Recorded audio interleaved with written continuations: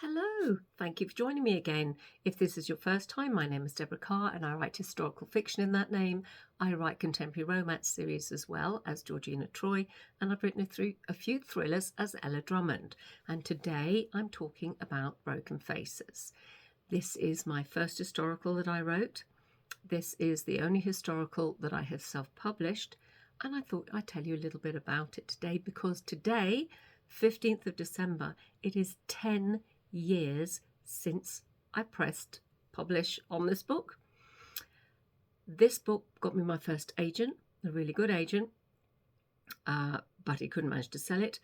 This book also showed me that to self-publish is actually not a failure. I have sold over 22,000 copies of this book, and it also showed me that it can also, self-publishing can also find you your traditional publishing contract. So here's a bit more about it. So Broken Faces, this is a story set between 1914 and 1918. It's about four friends, a brother and a sister, and the brother is engaged to the other girl in the story, and his sister is in love with his best friend, who's secretly in love with the fiance. It's a big chunky book, and it's a lot of people actually say it's their favorite book of mine. So but what I did for this book, I mean, Good Housekeeping actually said I'm one to watch because of this. This book beats over 7,000 other entrants to be runner-up in the Good Housekeeping novel writing competition in 2012, I think it was. And it now has, so this book, let me start from the beginning, I guess. I wrote this book because I really, really needed to read something, but I couldn't find what it was that I wanted to read. And I thought, you know what? I'm just going to write it then. If I can't find the book I want to read, I'm going to tell myself that story. I'd always wanted to write a book. I had done a book writing course, creative writing course it was, that I actually didn't finish. And I thought, you know what, this is what I'm going to do. That's my grandmother actually on the cover. So what happened was, I remember I started writing this book, wrote it longhand, certainly the beginning of it, and I was sitting at my mother's home in South Africa at the time. We were there, I suppose, for Christmas. I had my feet in her pool and I had a notepad and pen, and I remember looking up at this beautiful bright bougainvillea that was growing up sort of around this palm tree, and I'd had the idea for Broken Faces quite a while before, and I'd mulled it over in my mind. I'm fascinated by the First World War, and this is basically a story of those men. Well, not those men, one of the people in this book was horribly disfigured and ended up having a mask made for his face, for one side of his face. And I actually, when I went to stay with my aunt in Paris, my aunt temporarily lived in Paris at the time, I was looking up where the studio was for Anna Coleman Ladd, and strangely enough, I had seen this black and white movie, so a very, very short snippet of film. I mean, the thing was nearly 100 years old. Snippet of film of this little lady walking past.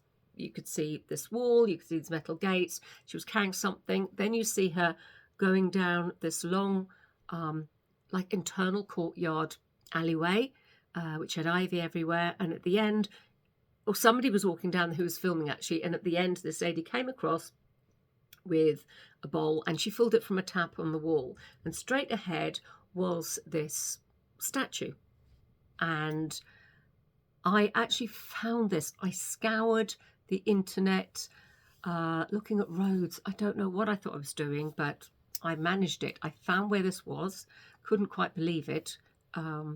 But this place with the internal passageway and the studio, because at the back there was the studio where these men went to the top and were given cheese and chocolate to calm them down, and glasses of red wine, and they were treated really, really well. These are men who were so shocked by their appalling injuries that a lot of them their families either abandoned them or they didn't want to see their families because they were ashamed, and they basically wanted to hide. Severe disfigurement is obviously an incredibly traumatic, life-changing thing, and it must have been just so horrendous. Anyway, we went to this place. I went there with my aunt. A lady came to those gates. My aunt explained in France I had written this book, and basically I'd found this place. Would it be possible to come inside? And I still have the piece of it's like concrete really from the statue. So, and I still have a leaf. I actually have a leaf from the ivy in that passageway that my mum has like laminated for me. We walked down this passageway, which was exactly like I'd seen this old footage, and at the end was still the statue minus its head, hence me being able to pick up a little piece of it from the floor. Obviously didn't break anything. And to the side was this little basin, stone basin with a little tap in the wall. And to the right we walked through, and there were like statue heads and various different small statues, and these two doors, and you looked up from one of them and there was this huge arched windows that were described in the research that I found about Anna Coleman Ladd's studio, letting in all this light. And we were allowed to go in these doors and just look up the stairs. And I walked up a few of the stairs, not many because people lived there. And to think I was walking up these stairs where these seriously injured men had gone and basically given their life back by this incredible sculptress. And it was just the most remarkable, still is actually the most remarkable thing that's I think ever happened to me. And it really helped me when I wrote this book. So I will do a little reading of that from the beginning, because it's well, yes. So this is the prologue. This is the very beginning of a 480-page novel. So prologue, 1918. As the weight of the plaster of Paris slowly increased on his face, he tried to steady his breathing and not give in to claustrophobia. It would be worth it in the end. He concentrated on the gentle American accent of the woman clasping his hand. She had a kind face. Her lack of shock when he had been unmasked was admirable. Or was it simply that she had grown used to seeing men such as he? They told him she was a sculptor. Someone overheard her say she saw beauty in the men she helped, and that those men with missing noses and shattered faces were like the sculptors she created. All he could think about, apart from the suffocating pressure on his nose and mouth, was a poem he had heard from someone recounting back at Les Invalides. Was it by Yeats? He wasn't sure. He recalled it was about Easter in 1916, but not referring to the front. Even so, the words still resonated. How did it go? He couldn't quite remember. He was now one of the girl Cassis, one of the broken faces, and his life would never be the same again. All changed utterly. A Terrible Beauty is Born, by W.B. Yeats, Easter 1916. And that's the start of my book. And this was a passion project, writing this book. I loved every second of writing this book. It took me 4 years. I think I finally did the second half. I got that push to do the second half because I did NaNoWriMo, National Novel Writing Month, in November, where you commit to writing 50,000 words. And I did. That really gave me this sort of push. And this is the book that I entered into that competition. And through that competition, one of the judges was my first agent who offered to represent me. And unfortunately, he didn't manage to sell the book. I think there were a couple of books that were Richard and Judy books at that time that literally came out a couple of months later. One was set at this time, one was set around Paris. Not this story, but the two together were actually very similar. So it didn't sell. And I was really sad. That was 2012. I thought I'd missed my chance. I know that in publishing it can take 18 months to 2 years for a book to come out. And my husband suggested, why don't you self-publish? Now, self-publishing was in its very early days back then, and I'd always dreamt of having a traditional publishing deal, the typical agent and publisher, that sort of thing.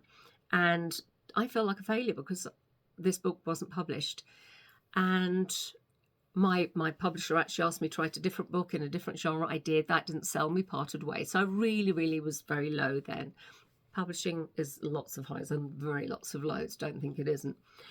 So I did eventually self-publish it on the 15th of December 2015, and so that's 10 years ago today. And in that time, lots of things have happened. This book has totally been my little breakout book, and as I say, nothing's wasted, and this certainly isn't. So people still tell me how much they love this book. I sell copies of it every single day, even 10 years later. I now have over 2,500 reviews. I've sold, as I said, over 22,000 copies.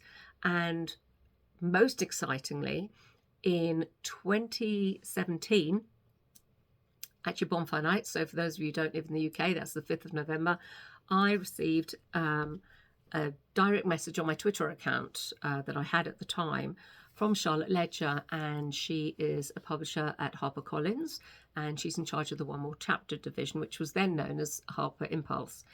And she said she'd just finished reading Broken Faces and absolutely loved it. I was beside myself. I just said thank you very much, and that was that. And my husband said to me, is that all you said? I said, well, what else do I say? Thank you. I mean, Charlotte, was so in awe of Charlotte. I'd seen her at various conferences, and I've been too shy to actually even look at her, let alone talk to her, basically. So he said, no, you've got to say more than that. I said, but what? So I just messaged the next day. I'm so glad I listened to him, because I could have just let it go, because I am very shy. I can talk to lots of people from a stage, but I'm actually one-to-one very shy. And I just went back to him and said, I just want to say thank you so much again. I'm still smiling from receiving your tweet. I'm so excited that you found and loved Broken Faces. And then she came back, and thank heavens I actually did go back like Rob suggested. She came back and she said, I'm actually looking to commission for an author to write a book to commemorate the centenary of the end of the First World War. And I don't know where you are contract-wise. I don't know if you'd be interested in something like that. What do you think? And it took me, I would say, less than a second to think, yes. And I went back and I said, I'd be over the moon. And from that book, I've now got to find it because I didn't think to actually get it ready. That book was The Poppy Field. And The Poppy Field came out. It sold nicely, but nothing massively or anything. And then I think it was probably a year after it came out, it suddenly became a USA Today bestseller. And through self-publishing Broken Faces, that I'd got an agent from, lost my agent, didn't achieve anything, and self-published and thought I was a massive failure. I then got my wonderful publisher, who I still write for. I'm actually supposedly doing edits for my 10th book with her. And I got Broken Faces, and I also wrote or had published through Charlotte the first of my 2 USA Today bestsellers. So apart from celebrating this, I actually wanted to share with those of you who read, because who read and who've probably read this book and told me lovely things about it. I want to say thank you. I mean, thank you for that support. Thank you for that ongoing support. This book has found me lots and lots of readers, but it has also found me my publisher. So I now do have that traditional deal. I now, as I say, I'm writing my 10th book with Charlotte. I now have 2 USA Today bestsellers through Charlotte. The other one was An Eye at War. This was my first book that I wrote with her. It will always be close to my heart. I adore that cover. So yes, happy decade of being published to me. Well, I actually was published before that with another book. Actually, I did actually self-publish something else, didn't I, in 2013. But this is my first, my precious book. I love this book. This is my big passion project book. And this is the book that made all the difference to my life. And it's through Charlotte and actually of The Poppy Field and the books that came after that I'm able to be a full-time author. So if ever you think, I don't know if I should do that, you know what, give it a go, especially if it's self-publishing. I love self-publishing. Yes, it's expensive. It was not necessarily, but it can be. It costs you money rather than the publisher, basically. Yes, it can be a lot of work, but it can also be very exciting, and it can be wonderful having that control. But I say this as someone who also loves being published by HarperCollins. So, but this 10 years today, 10 years today. Isn't that lovely? I love this book. Yeah. So, if you read it, I hope you enjoy it. I loved writing it so much. But as I say, it took me 10 years to write this. It takes me several months to write the ones I write now. So, I hope you enjoyed this little waffle on my 10-year anniversary celebration of my book. Thanks for joining me again. I'll see you again soon.